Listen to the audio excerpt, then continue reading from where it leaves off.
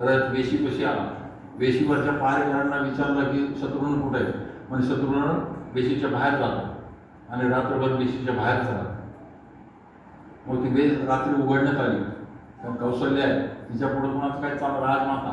त्यामुळं तो अयोध्येचं दार उघडण्यात आलं. अयोध्येचं दार उघडण्यात आल्यानंतर रथ बाहेर गेला. पुढं गेल्यानंतर चंद्राच्या प्रकाशामध्ये एका मोठ्या खडकावर, एका मोठ्या प्रचंड शिळेवर शत्रुघ्न झोपलेला दिसला. त्यातून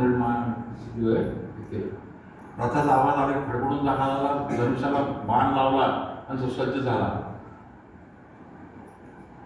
कौशल्याने त्याला आग काढली. मला म्हणे, काय करतोस हे? ते म्हणे, माते, तिघा भावांनी आपापल्या मताप्रमाणे संन्यास घेतला. मला तर कोणी विचारलंही नाही, माझं कोणी मतही घेतलं नाही. पण तरीही माझी जी जबाबदारी आहे ती मला पार काढायला हवी. या अयोध्येचे संरक्षण करण्याची माझी जबाबदारी, त्यामुळे मी घरी येऊ शकतो.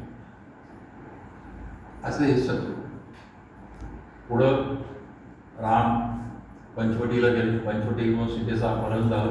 त्यानंतर जटायूचं किष्किंधेला गेले. हनुमानाची भेट झाली, सुग्रीवाची भेट झाली, सुग्रीवाबरोबर संधी झाली, वालीचा वध झाला. त्यानंतर सीतेचा शोध झाला, समुद्र सेतू बनला. पुढं लंकेचं स्वारी झाली. लंकेवर स्वारी झाल्यानंतर त्या ठिकाणी युद्ध झालं. सगळे परत यायची वेळ आली.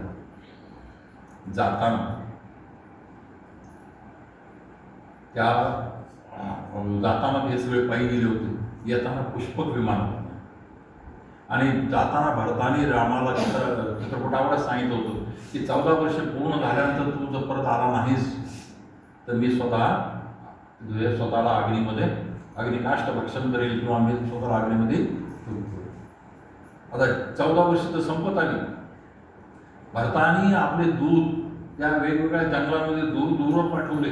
कुठं तरी कोणीतरी जमाव राम येतोय याचा कुठून तरी निरोप यावा, कोणीतरी परत येतं याचा निरोप यावा.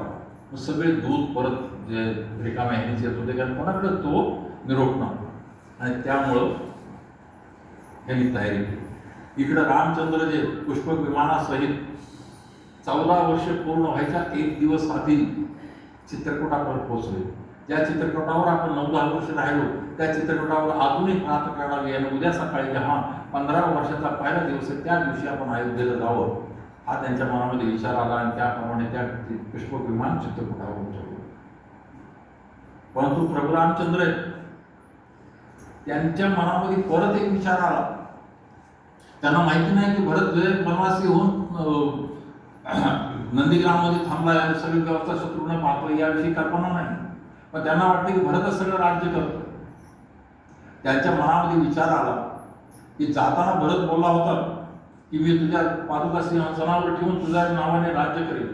पण आता 14 वर्ष उलटले.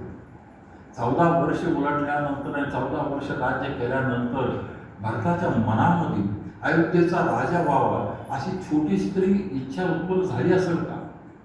आणि जर तशी इच्छा उत्पन्न झाली असेल तर त्यात चूक काहीच नाहीये. आणि तोच खरा योग्य राजा आहे, कारण त्यांनी 14 वर्ष राज्य केलंय. त्या राज्याच्या हातातच ती राज्याची घडी चांगली बसेल. तेव्हा त्या परिस्थितीत त्याच्या मनात जर असा विचार असेल तर आपण तिकडे जाणे योग्य नाही, हा विचार आहे. पण आता हे विचारायचं कसं आणि ह्याची माहिती काढायची कशी? एकच राम भक्त हनुमानाला भरताकडे पाठवलं. भरताकडे पाठवल्यानंतर हनुमानाने ब्राह्मणाचं रूप घेतलं. तिथं आला. त्या ठिकाणी भरताने चिता रचलेली नंदीग्रामवर आणि तो सगळी तयारी करून ठेवलेली की उद्या सकाळी दिवस उजाडताच ह्याच्यामध्ये आपण आपल्याला भस्म करून टाकायचे. त्याने विचारलं, बाळा हे काय करतोयस तू? तर त्याने सांगितलं, असं रामाला मी वचन दिलं होतं. 14 वर्ष आज पूर्ण होत आहेत आणि कुठूनही हा निरोप आलेला नाही की राम कुठं जवळ येऊन पोहोचलेले.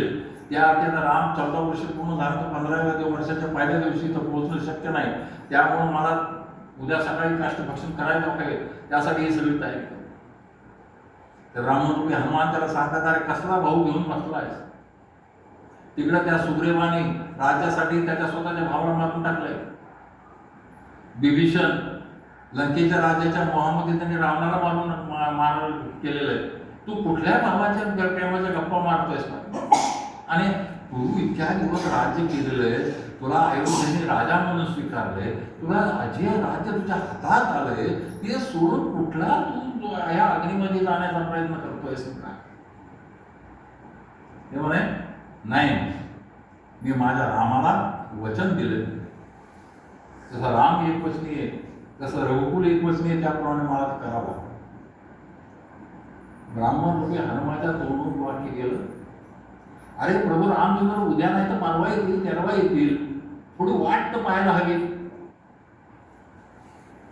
भारताने पटकन तिचे पाय धरले, अरे हनुमाना आपल्या रूपात या, आपल्या रूपात या आणि मला ती बातमी सांगा ज्याच्यासाठी